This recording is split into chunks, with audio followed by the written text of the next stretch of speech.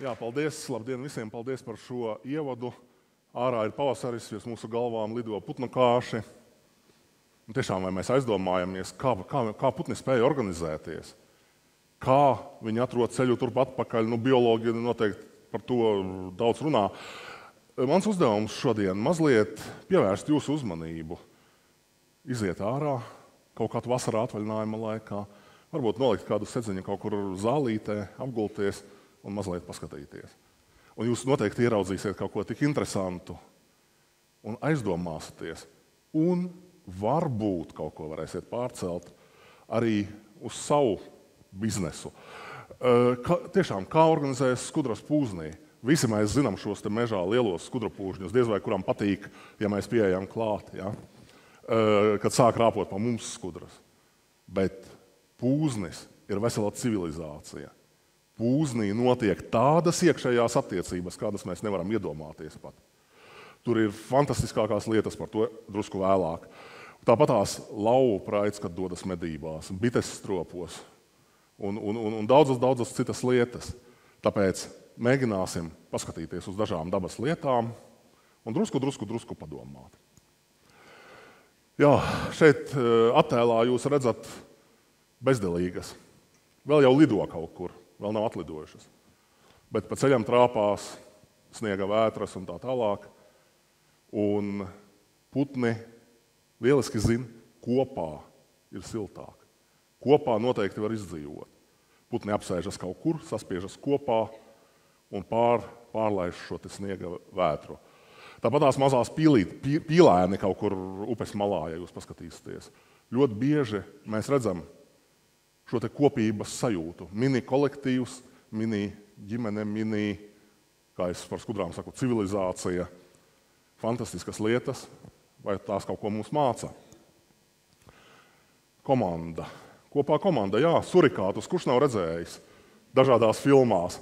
Bet noskatieties šo filmu un padomājiet, kādas attiecības tur valda starp šī klana biedriem. Viens izstumj otru. Viens ir vadonis, otrs kalps, ja? Un tā tālāk. Reālas biznesa attiecības, ja tā paskatās. Vai vilku bars, ja? Jā, kopā drošāk, jo kopā komanda. Un šajos attēlos ar tropiskajiem putniem, tropu mežā, es gribētu pajautāt jums, kā jums liekas, kāpēc tropos šie, teiksim, tie zaļie, oranžie, pirmais attēls putni, tā saspiedušies kopā? Virziens pareizs. Paskatieties trešo attēlu, to monstru. Tropu mežā ir jāizdzīvo. Tropu mežā nav augsti. Tas nav, lai būtu siltāks, tur ir silti. Saspiežoties kopā, šie putni, mazie putni, ja, salīdzinoši nelielie, veido kaut ko līdzīgu tam trešajam monstram, milzīga pāvača tauriņa kāpuram, kuram tie dzeloņi ir indīgi. Un tie dzīvnieki plēsīgie, kas kādreiz ir sastapušies ar šo pāvača kāpuru un zina, ka būs problēmas, viņi neuzmanīgi paskatoties uz šādu te putnu rindu, elementāri to uztver kā kāpurs, kurš var radīt man nopietnas briesmas. Ja kāds Latvijā ir redzējis zīlīti, kura nejauši noķer mārīti, diez vai tik smalki biologs laikam tikai var aizskatīties, bet zīlīte, ja paņem knābī mārīti, jo mārīte ir indīga, mārīte satur indīgu vielu, ja, šīs te dzeltenās asinis, ko izdala. Putnis ilgi pret zaru tīra knābi. Viņš izspļauja. Ja? Lūk, tā īpašā laikā vidējais attāls atkal, ja runā par komandu. Kas šeit ir? Protams, arī var teikt kāpurs, jo putni ir no tās pašas ginci, ja, no tās pašas grupas. Var teikt, ka atkal tēlo kāpuru, iespējams tā tas ir, bet šeit ir drusku cita ideja. Komandā ir sadalīti pienākumi praktiski. Viena daļa skatās pa kreisi, otra daļa skatās pa labi. Un tā atkal, kā komanda, viņi ir daudz drošāki. Ja mūsu putnes sēž uz zara viens pats, ko viņš dara? Uz visām pusēm groza galvu un mēģina ieraudzīt, no kurienes uzglūna briesmas. Komandā to var izdarīt efektīvāk? Vai tās nav mācības mums, mūsu kolektīviem? To, ko šodien stāstīja pirms tam patiesībā, ja mēs kaut daļu no tā pārnesīsim uz saviem kolektīviem, es domāju, ka mūsu kolektīvi noteikti kļūs daudz labāki un mums veidosies vairāk līderu, pozitīvu līderu. Un tas arī būs virzītājs spēks, kas mūs virzīs tālāk, jo mēs būsim daudz, ja mēs būsim saliedēti, daudz vairāk pasargāti no briesmām. Līderis dabā. Kāds ir līderis dabā? Parasti tas ir spēcīgākais, ātrākais, lielākais, muskuļotākais un tā tālāk, kurš savu vietu izcīna. Vai sabiedrībā tā ir vienmēr? Nu, nevienmēr. Dabā līderis var būt gan tēviņš, gan mātīte. Ir grupas, kur ir vieni, kur otri. Tā ka dabā līderis pārsvarā nonāk ar spēku. Sabiedrībā nevienmēr. Bet vai šajā gadījumā es saku, ka jāmācās no tā? Dabā attiecības ir veidojušās starp dzīvniekiem, dzīvnieku sugas ietvaros un tā tālāk ir veidojušās miljoniem gadu, daudziem simtiem miljonu gadu laikā. Sabiedrība, protams, ir jauna. Jā, ieliku sevi bez pieticīgas tādas kautrības. Līderis sabiedrībā. Man liels prieks, ka savā darbā jau 10 gadus praktiski vadot Daugavpils universitāti, es kā savu tādu vienu no pienākumiem redzu, vai es pat teiktu tādu moto, netraucēt citiem strādāt. Kā vadītājam. Un, ziniet, es esmu diezgan apmierināts ar to.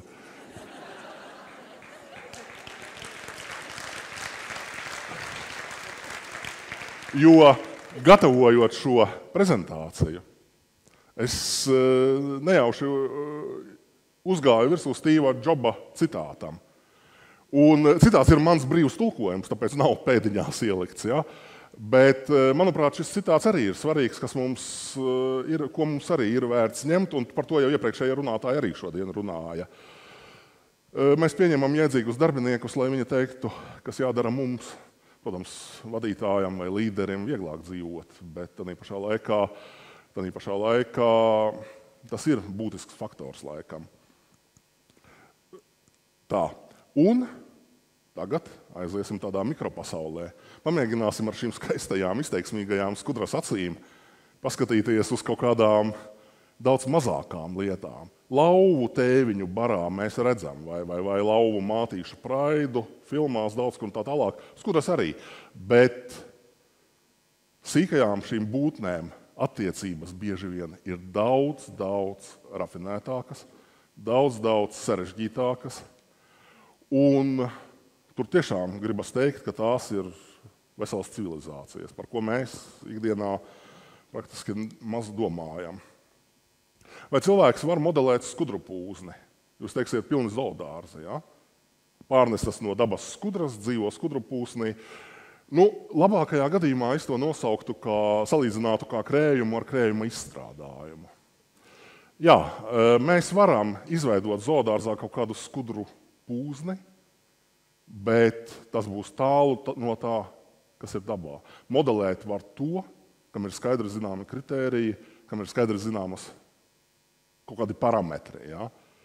Saistībā ar skudru pūzni mums ir zināmi daži, nedaudzi, varbūt 100 mērāmi parametri, ko mēs varam ielikt, bet droši vien līdz bezgalībai tālu mums vēl ir nezināmie parametri, kurus mēs nespēsim ielikt savās programmās. Un tāpēc tālāk es gribu jums vienkārši parādīt dažas lietas, ko mēs varam mācīties tieši no skudru pūžņa.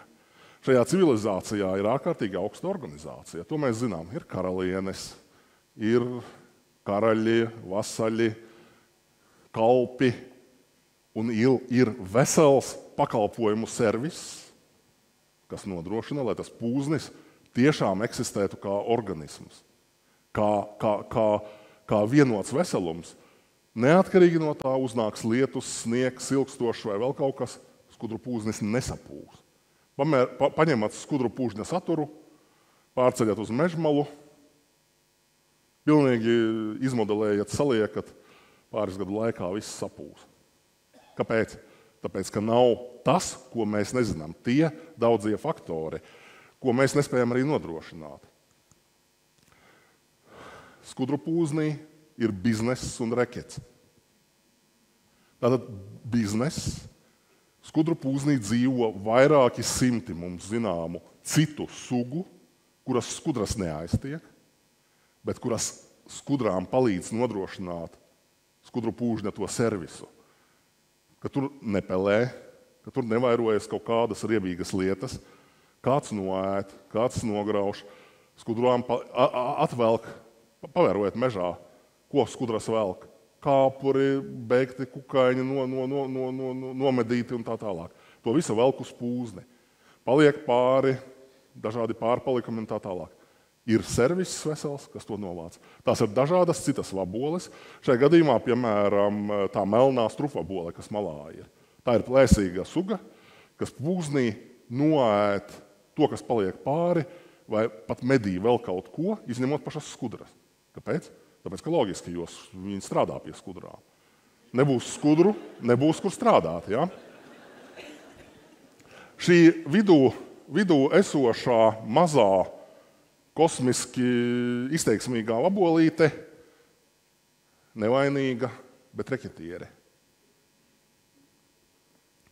Šīs vaboles ir pielāgojušās dzīvot skudru pūznī, un šīs te antēnas un galvas daļa kaut kādā veidā drusku varbūt atgādina kaut ko skudru šiem te kāpuriem līdzīgu, un vienlaicīgi izdala ķīmiskas vielas, feromonus tādus, kas skudras notic, ka tie ir skudru mazuļi. Vai jaunās skudras, ja tā var teikt. Ja? Un baro šīs vaboles. Tātad patiesībā tie ir parazīti skudru sabiedrībā, kuri ir iefiltrējušies, dzīvo, attīstās un jūtas laimīgi. Tad pašā laikā skudras apgādā gan savu visu civilizāciju, gan arī viņus. Kāpēc dabā tā ir noticis? To mēs diez vai spēsim pašlaik atbildēt. Tad pašā laikā tas parāda veselu virkni šo te attiecību, kas mums cilvēkiem patiesībā sabiedrībā ir nākusi, acīm redzot, no dabas. Jo mēs jau esam dabas būtne, tikai aizgājuši savu attīstības ceļu, savu evolūciju. Tālākais, ja mēs paskatāmies, skudrām ir savi mājlopi, savi medījumi. Reku nomedītu lapseni velk 3 skudras. Kāpēc šeit nedarbojas Krylova fabula par vēzi, līdaku un vispārējo?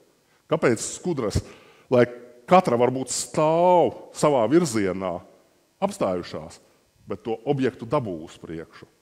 Tā ka tās ir viela pārdomām. Šis process ir 52 miljonus gadu vecs. Atrasti skudru pūžņos dzīvojošie objekti no agrā eocēna Indijas dzintaros dažos. Tāpēc patiesībā tas ir miljonu gadu laikā izveidojies. Nav tā kā mums cilvēkiem sabiedrībā. Ja mēs teiktu 1000 gadu laikā, bet pat 1000 gadus var dalīt ļoti daudzos posmos. Jā, un Orlando Parks, amerikāņu entomologs 47. gadā teica, vaboles skudru pūžņa sabiedrībā var uzvesties tieši tāpat kā gangsteris vai reketieris cilvēku sabiedrībā. Tā tas ir. Tā ka cilvēkam tas arī nāk no dabas. Iejaukšanās skudru pūžņa civilizācijā. Mēs izcērtam mežus, mēs indējam, Latvijā, paldies Dievam, varbūt mazāk indējam mežus pret kaitēkļiem. Putni, meža cūkas izārda skudru pūžņus, un principā pūznes lielākoties aiziet bojā. Daba ir diezgan konservatīva. Dabā liela iejaukšanās rada lielas problēmas. Kas atkal var skatīties, kā ir mūsu sabiedrībā un tā tālāk. Ko mums māca skudru pūznes? Tā ir sarežģīta bioloģiska un sociāla sistēma, kur katrs tās elements zina un pilda savas funkcijas. Cik pazīstami iepriekšējās prezentācijās bija. Kopīgs vektors. Komanda spēja vairāk. Arī nav jāstāsta, ka patiesībā tur, kur mums izdodas to izveidot, tur tas ir. Svarīgs līdzsvars. Skudras nevar, bet mēs varam. Mēs varam daudz ko, jo mēs esam aizgājuši citu evolūcijas ceļu, un mūsu evolūcija ir strauja, un kā pašā sākumā Haralds teica,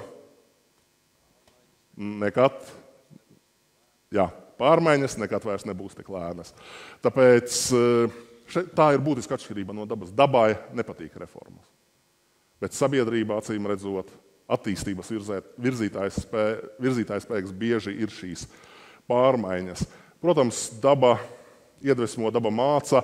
Es vēl gribēju, bet es skatos, laiks ir beidzies, es gribēju arī teikt, ka vislabāk, kā ar to iepazīties, iziet vienalga vai vasarnīcā savā, vai izbraukt no Rīgas, tiešām apgulties kaut kur uz Sedziņas zālē, pavērot, un jūs ieraudzīsiet tik daudz interesanta, kas liks jums aizdomāties arī par savu biznesu, par savu kolektīvu un daudz ko citu. Paldies! Lai daba iedvesmo!